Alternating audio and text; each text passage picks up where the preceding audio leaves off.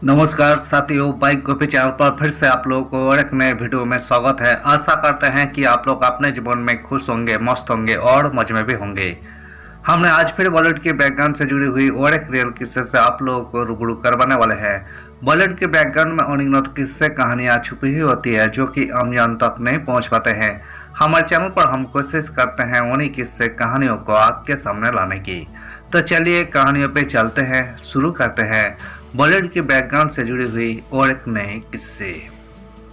मोहम्मद रफ़ी का वो सुपरहिट गाना रूहानी सॉन्ग ने महकाए जवा दिल, मगर लिखना पड़ा माफीनामा।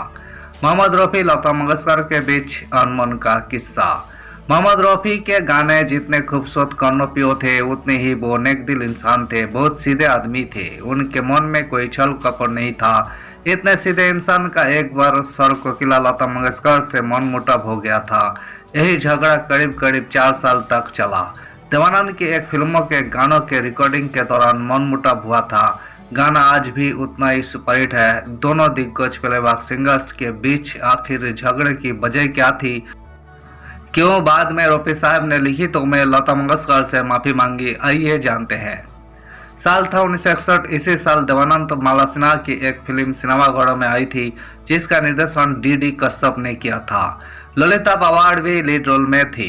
फिल्मों का नाम माया था। सलील चौधरी ने फिल्मों का म्यूजिक कंपोज किया था। गीतकार मजरू सुल्तानपुरी थे। फिल्म बहुत कामयाब रही, लेकिन इस फिल्मों के साथ एक अप्रिय किस्सा जुड़ा हुआ है। इसी फिल्मों के एक सुपरहिट गाने की रिकॉर्डिंग के दौरान ही लता मंगेशकर मोहम्मद रफ़ी के बीच झगड़ा हुआ था। यही झगड़ा करीब 4 साल तक चला। लता मंगेशकर ने अपने एक इंटरव्यू में खुद ही पूरा किस्सा बताया था। देवानंद की फिल्म माया के लिए गाने रिकॉर्ड किए जा रहे थे। इस फिल्मों का एक गाना तस्वीर तेरी दिल में जिस दिन से उतारी है आज भी लोग गुनगुनाते हैं। इस गाने को मोहम्मद रफ़ी लता मंगेशकर ने आवाज दी थी। इसी गाने की रिकॉर्डिंग के दौरान दोनों में झगड़ा हो गया था। पूरा झगड़ा प्लेबैक सिंगर्स एसोसिएशन की रॉयल्टी से जुड़ा था। दोनों ने करीब 4 साल तक साथ में गाना नहीं गाया, ना ही कोई मंच साझा किया। लता मंगेशकर ने अपने एक इंटरव्यू में लीजेंडरी सिंगर मोहम्मद रफ़ी से हुए मनमुटाव पर रोशनी डाली थी। उन्होंने कहा था, प्लेबैक सिंगर्स की एक एसोसिएशन थी, उसमें तलत महमूद, मुकेश जैसे सिंगर शामिल थे। मैंने उन्हें बताया कि मैं रॉयल्टी लेती हूँ, प्रोड्यूसर्स मुझे रॉयल्टी देते हैं, हम लोग सबके लिए क्यों ना मांगे। हो सकता है कि किसी प्लेबैक सिंगर को काम मिलना बंद हो जाता है तो रॉयल्टी तो आती रहेगी। इसलिए मैंने अपने एसोसिएशन में जब ये कहा तो सब राजी हो गए। HMV कंपनी ने कहा कि हम रॉयल्टी नहीं देंगे, प्रोड्यूसर्स से लीजिए। प्रोड्यूसर्स कहने लगे कि HMV से लीजिए। फिर हम सब ने तय किया कि गाना तो गाएंगे लेकिन HMV में नहीं जाएगा। इस तरह से उस समय विमल दा की एक फिल्म प्रेम पत्रों की रिकॉर्डिंग हुई, लेकिन उसके गाने HMV में नहीं गए। सर कोकिला लता मंगेशकर ने अपने इंटरव्यू में आगे बताया, कुछ म्यूजिक डायरेक्टर्स और सिंगर्स ऐसे थे जिन्होंने आपस में तय किया कि हमें रॉयल्टी की जरूरत नहीं है। उसमें उन्होंने रफ़ी साहब को खींच लिया। वो इतने सीधे थे कि किसी की भी बात मान लेते थे। एक दिन मुझे मुकेश भैया ने आकर कहा कि आज मीटिंग है, आप बात कर लेना। यही भी बताया कि कुछ सिंगर्स ने अपने रिकॉर्ड HMV को भेजे हैं। मैंने जब रफ़ी साहब से उनका मत जानना चाहा तो वो नाराज हो गए।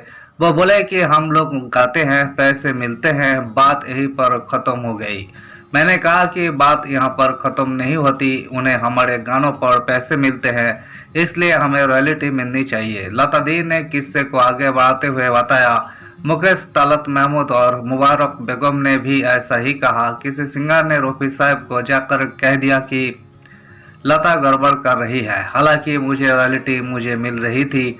जैसे ही मुकेश ने उनका पक्ष जानना चाहा तो रफ़ी साहब बहुत नाराज हो गए।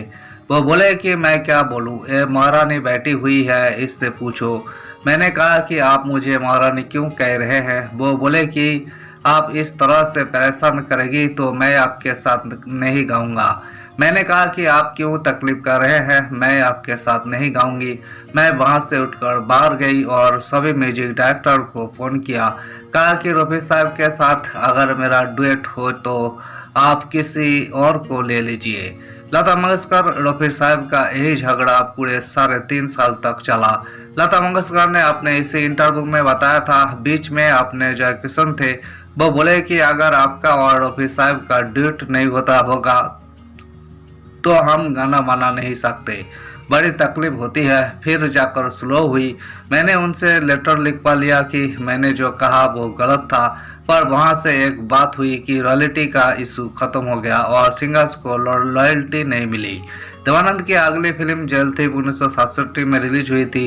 इस फिल्मों के गाने दिल पुकारे आ रे को लता मंगेशकर मोहम्मद रफी ने अपनी सुरीली आवाज दी थी। इस गाने की रिकॉर्डिंग के दौरान दोनों का झगड़ा सुलझा, यानी देवानंद की फिल्मों से झगड़ा शुरू हुआ था और उन्हीं की फिल्मों से अनबन सुलझी। यही भी दिलचस्प है कि दोनों फिल्में बॉक्स ऑफिस पर सफल रही।